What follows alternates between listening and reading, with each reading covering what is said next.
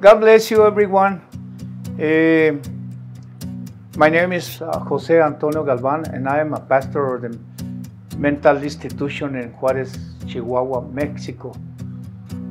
We started 20 years ago, and now we are building a beautiful building for the person with mental problems.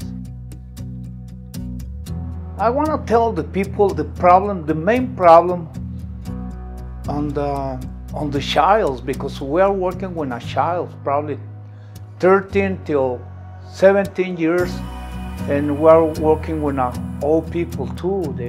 Probably the oldest we have is 90 years old. But now we see a phenomenon in Juarez about the childs, the problems on the family, the broken families.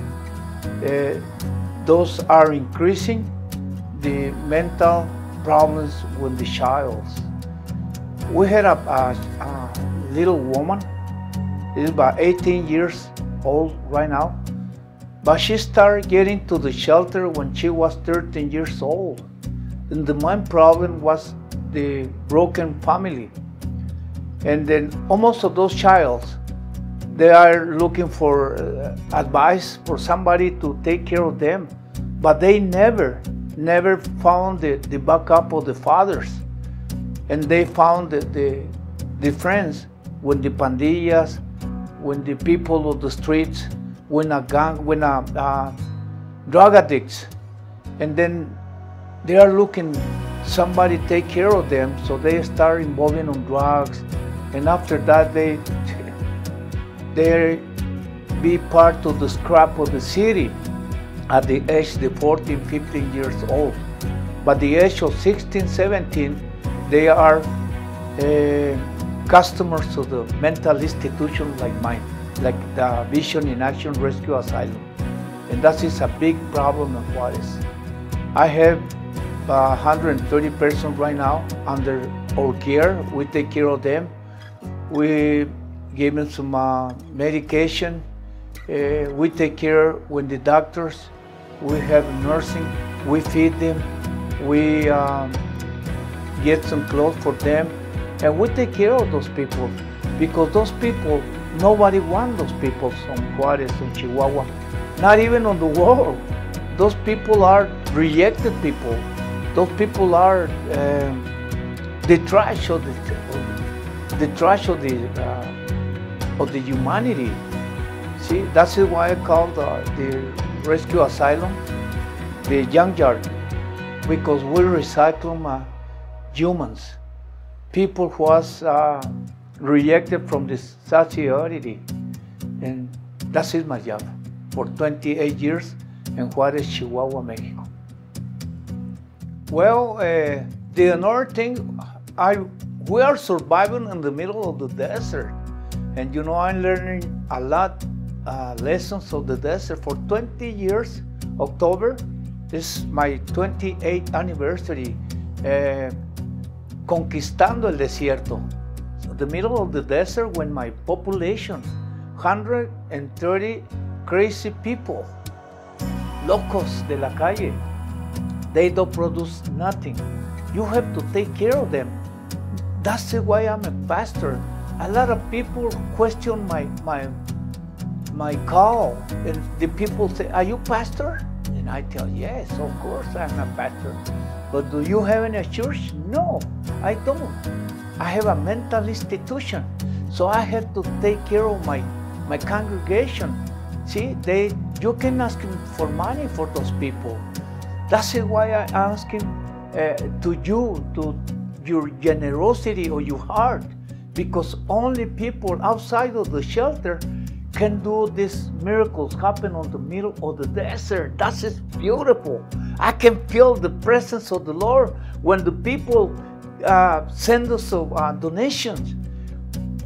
We have 130 persons, 130 persons living on the shelter for life, and each one costs $15 a day. We give some medical attention, we feeding, we get some clothes for them, and then I'm looking for the best mental institution nationwide in Mexico. The building, we're building a beautiful place to stay. The main thing for Vision in Action Rescue Asylum is dignify the life of the people who was rejected by the society. All those people, nobody wants them. Who want a crazy guy? Who want a crazy guy in your house? When hallucinating, they see things, they speak by themselves, they are having schizophrenia, autistas, bipolars, and all the kind, that people in the congregation. And I love it because I was one of them. And I know the Lord can make miracles. And we are in the middle of the desert of the miracles. And I want to thank you people because we need your help. Touch your heart, touch your wallet and say, Pastor Galvan, here my donation. Because my shepherds, they don't donate. They don't make money. I have to feed them.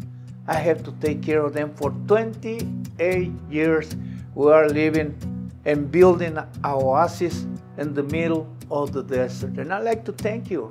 I'd like to thank you, all those people who month by month send us a donation. And you can call, you can write it to the address on the video. And I'd like to thank you and God bless you. I'd like to say something about the story that happened on the shelter.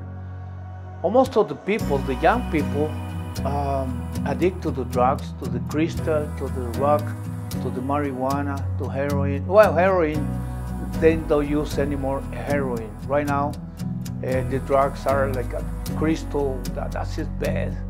That's just very addictive. And almost all the people are a child, 11, 12, 13, 14 years, 15 years.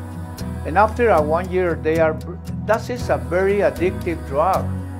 And destroyed the mind of the people, the young people. So the other day, we had this little girl, was 17, 20 years old, and she was hallucinating. She was on crisis. And when they got in crisis, they yell, they cry, they see demons, they see a monster, they see a lot of hallucinate bad. So sometimes we had to put on a special room to get medicated, to get medication, and probably sometimes we have to take care about a month or 40 days after we get down, those people. And after they get down, they start getting on the reality. We get them down to the hurt, and they start understand, and they start looking for change on their life. And then there are people young, and then we start talking to them, and we say, well, you are under medication, we have to spend, your family have to spend so much money on you, because the 50% of the population on the shelter, they don't have any family. So we have to pay the medication for the people without family.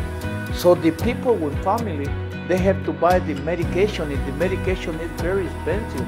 Sometimes we have to take 1 or 3 pills out of the people who pay the medication to help the people with no family.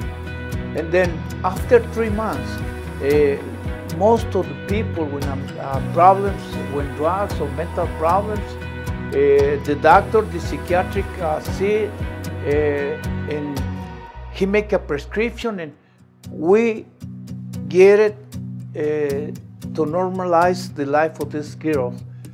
And after 3 months, if the doctor say, well, she's ready to go home, and we let her go.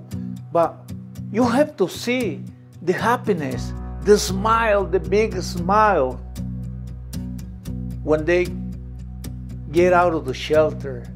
They was smiling, they was jumping, crying of happiness, giving hugs to the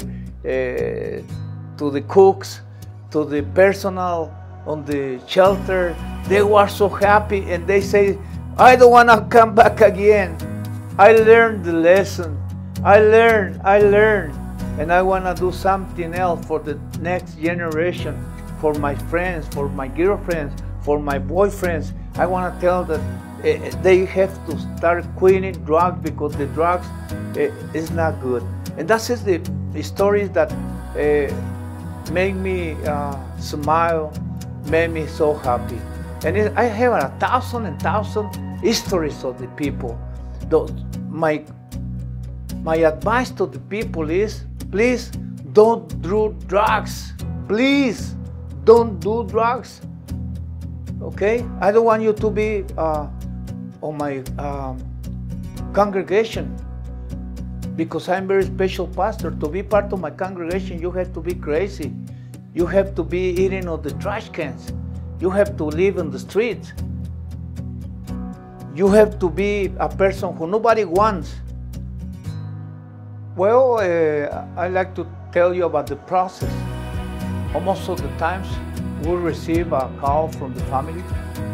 The family calls us, and they asking for help, because they got a problem with the person with a mental problem.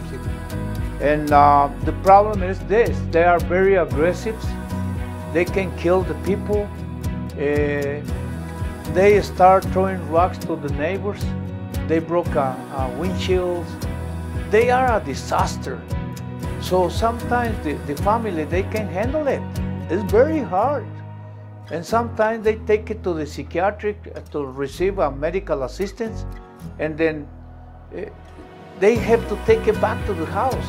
But it's hard to these people to take a medication. It's hard. They don't want to take. They say, no, I'm not crazy. What's the matter with you? I hate the medication.